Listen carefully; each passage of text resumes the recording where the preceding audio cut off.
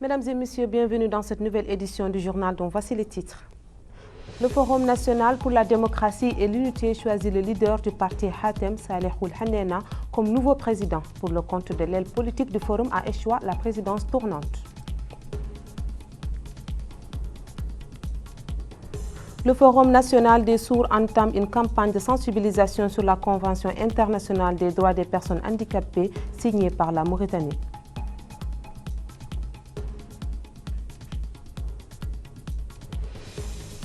L'incapacité financière empêche l'équipe de la Kédia de livrer son match face à Zemzem dans le cadre de la 17e manche du championnat mauritanien de première division.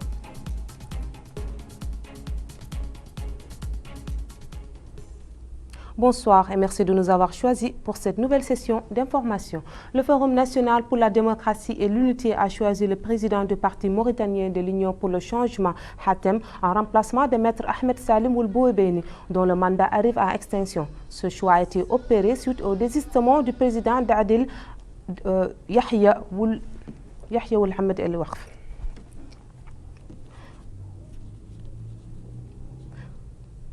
Dont le retrait candidature a servi de boulevard au choix d'Ould Hanena, devenu alors unique candidat du pôle politique auquel échoua la présidence rotative du FNDE.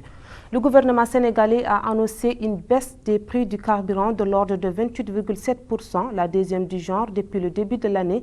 Cette décision de nos voisins du Sud intervient à une époque où les jeunes de la campagne Manichari Gasoil, littéralement je refuse d'acheter du gasoil, poursuivent leur manifestation à Nouakchott, exhortant le gouvernement mauritanien à baisser les prix du carburant. Plus de détails dans ce commentaire signé Mohamed Yahya Ould Abdelwedoud.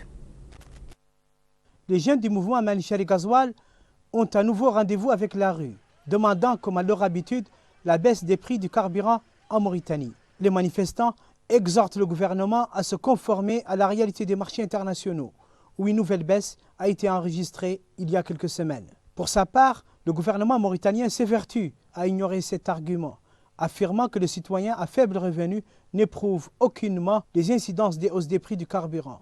Seule l'accessibilité des denrées proposées par les boutiques ML ayant des répercussions sur les couches nécessiteuses de la population. Le gouvernement arguant qu'il ne saurait procéder à la baisse des prix du carburant au prétexte que les circonstances de la Mauritanie diffèrent de celles d'autres pays. Puisqu'il est question de pays voisins, les autorités sénégalaises ont baissé à 2 reprises depuis le début de l'année 2016 les prix du carburant. C'est ainsi que Dakar vient d'annoncer pour la 2e fois une diminution de l'ordre de 28,7%. Par la même occasion, le gouvernement sénégalais a annoncé la baisse des prix de nombreux autres produits pétroliers et dérivés. En partenariat avec le syndicat des journalistes mauritaniens, le Forum national des sourds a organisé un colloque de sensibilisation sur les droits des personnes ayant des handicaps à travers la Convention relative aux droits des personnes handicapées, un instrument juridique international signé par la Mauritanie. À cette occasion, le président du syndicat des journalistes mauritaniens, Ahmed Salim Ould Mokhtar Salem, a exprimé la disponibilité des journalistes à sensibiliser au sujet de la situation des personnes handicapées et des difficultés auxquelles elles sont confrontées. Le président du Forum mauritanien des sourds, Mohamed Habiboul Mohamed Moussa, a exposé des pans des garanties assurées par la Convention internationale relative aux droits des handicapés, tout en rappelant les réalisations qui, à ses yeux, ont été faites par les autorités mauritaniennes.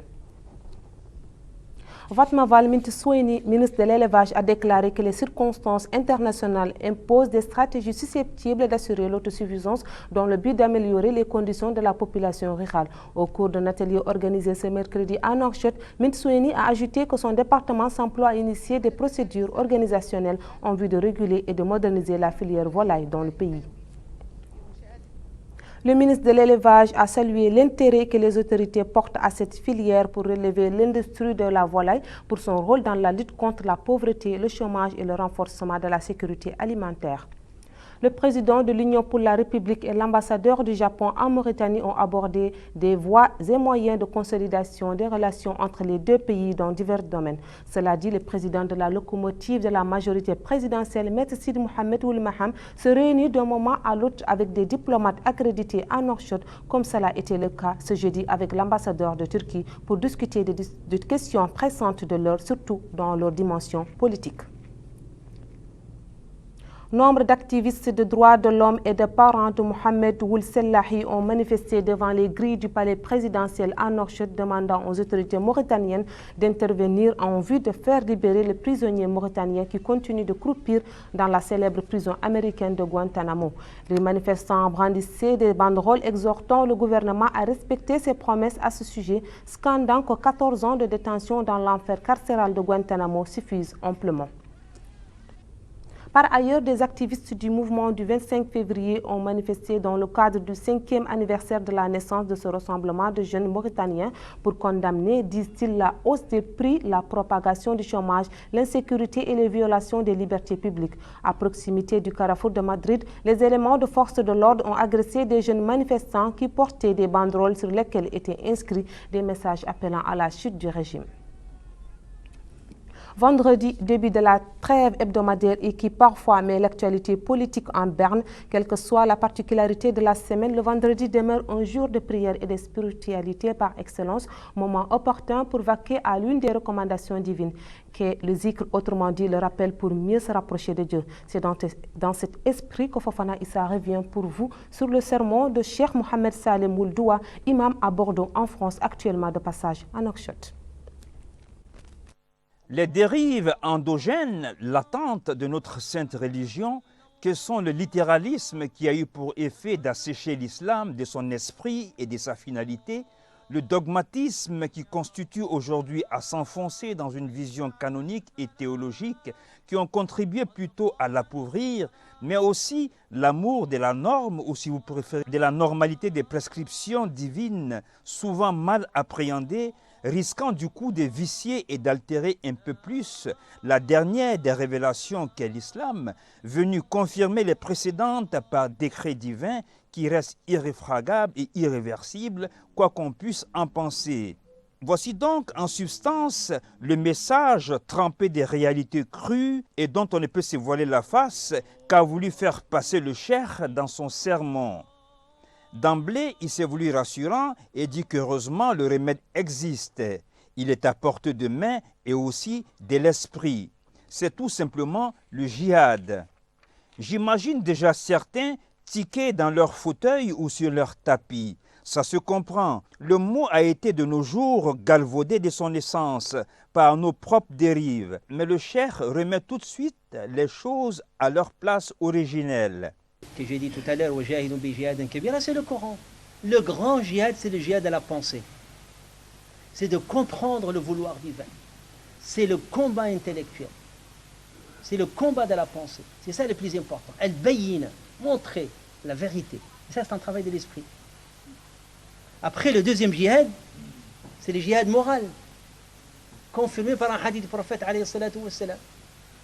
Le grand djihad, وأن تجاهد نفسك جهادا عنيفا, nous dit l'imam. C'est-à-dire on tend vers le mal. Le mal, il n'est pas en nous. ونفس وما سواها فألهمها فجورها وتقواها قد أفلح من زكاها وقد خاب من دساها. Donc nous sommes foncièrement bons, mais on tend vers le mal. Et tous les djihad, c'est se maîtriser pour ne pas faire le mal. Parce qu'il y a un côté animal chez nous. On est à la fois angélique par la présence de l'esprit, mais on est capable du pire. D'emblée donc, le pavé est lancé et il est indispensable, on le sait. D'ailleurs, quand le Tout-Puissant a décidé de créer l'homme, les anges se sont permis de s'en inquiéter auprès du Seigneur en mettant en évidence l'égoïsme, l'ingratitude et la dualité néfaste qui caractérisent l'homme. Et l'imam nous le rappelle en l'illustrant par ce hadith.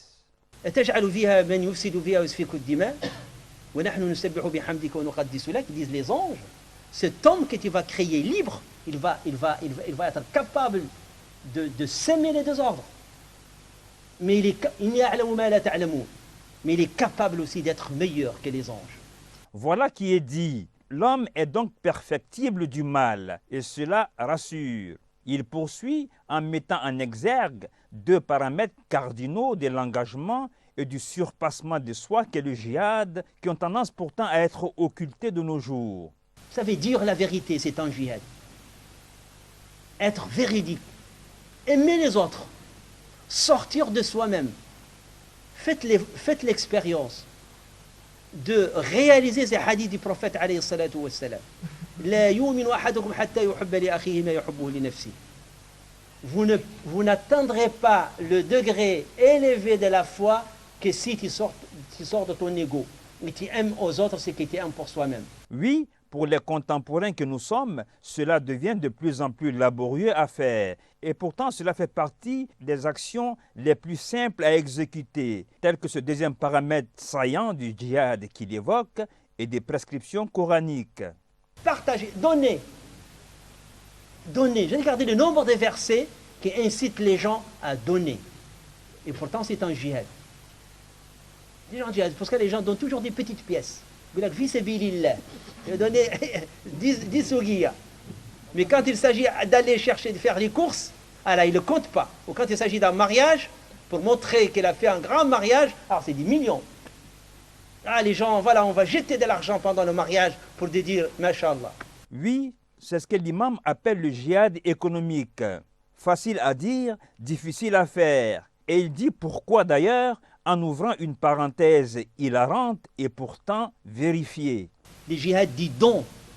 C'est ça le plus important. Ils disent qu'il y a plus de 70 jeunes shayatin, quand ils veulent donner le sadaqa, ils sont là. Ils te ligotent. Mais tu vas au supermarché, ils sont plus là. C'est ça le djihad. Pire encore, certains penseurs et théologiens en islam vont jusqu'à justifier l'esprit belliqueux et des belligérances que certains négataires lui prêtent au Coran, faisant donc du djihad une sorte de guerre permanente et un tissu d'interdits contre les non-musulmans. Il met le doigt sur une sourate précise à ce sujet. Pour résumer donc, nous dirons que cette quadrature du cercle qui compose le concept du djihad est constituée de celle de l'esprit, de la pensée, du pécunier ou du patrimoine si vous voulez, du combat prescrit contre les malfaisants et qui fait malheureusement aujourd'hui le lit des musulmans nébuleux et des destructeurs de l'islam. La Confédération libre des travailleurs de Mauritanie a organisé un atelier à Nouakchott au sujet de l'évaluation de la lutte contre l'esclavage dans le pays, auquel ont pris part de nombreux militants et adhérents de l'organisation. L'atelier intervient quelques mois après la promulgation par l'État de projet de loi pénalisant la pratique de l'esclavage, désormais considéré comme un crime contre l'humanité. Le gouvernement affirme que l'esclavage n'existe pas en Mauritanie, seules des séquelles en demeurent visibles et que l'État s'emploie du reste à éradiquer. L'équipe de la Kédia a annoncé son incapacité à se déplacer vers la capitale Nouakchott pour se mesurer au club de Zemzem dans le cadre de la 17e du championnat mauritanien prévu vendredi prochain.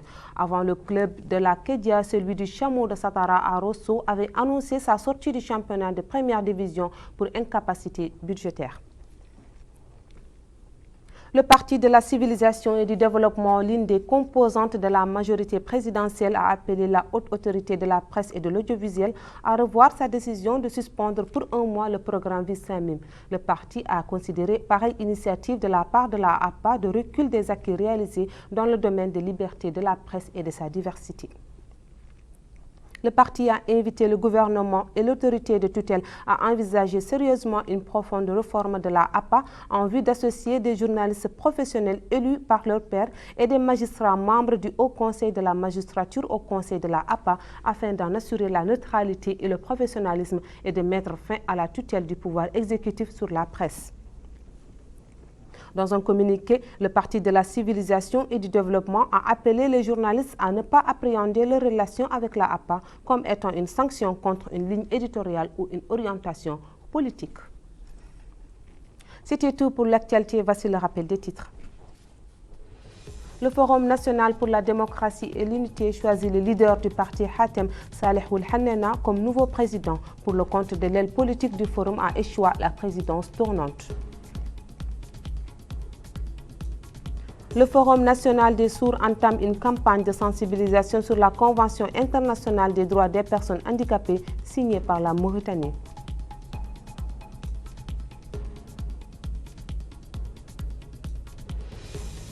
L'incapacité financière empêche l'équipe de la Kédia de livrer son match face à Zemzem dans le cadre de la 17e manche du championnat mauritanien de première division.